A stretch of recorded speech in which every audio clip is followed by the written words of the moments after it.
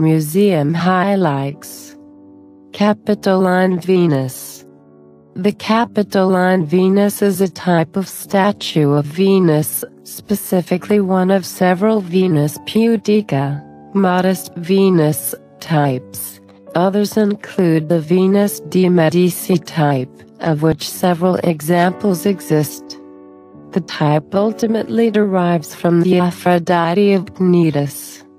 The Capitoline Venus and her variants are recognizable from the position of the arms standing after a bath. Venus begins to cover her breasts with her right hand and her groin with her left hand.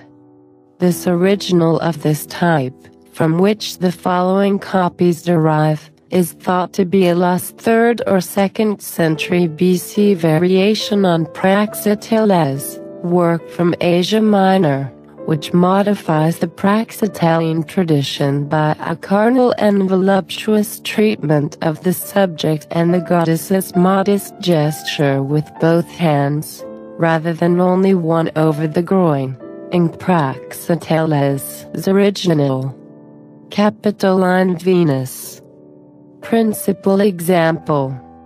The Capitoline Venus is a slightly over life-size marble statue of Venus. It is an Antonini copy of a late Hellenistic sculpture that ultimately derives from Praxiteles. It was found on the Viminal Hill during the pontificate of Clement X, from 1670 to 1676. In the gardens belonging to the Stasi near San Vitale.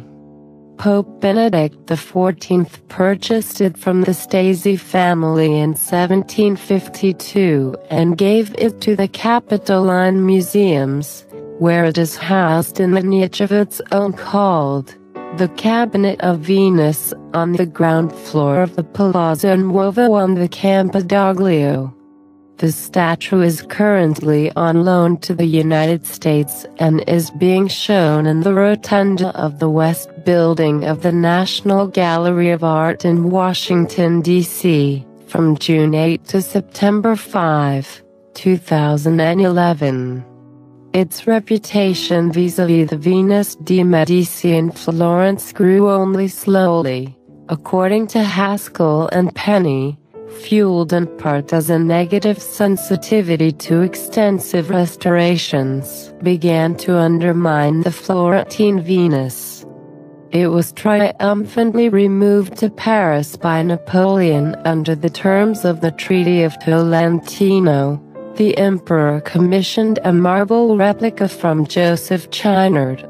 When the original was returned to the Vatican in 1816, the plaster cast that had replaced it during the Napoleonic era was shipped to Britain, where John Flaxman praised it to his students.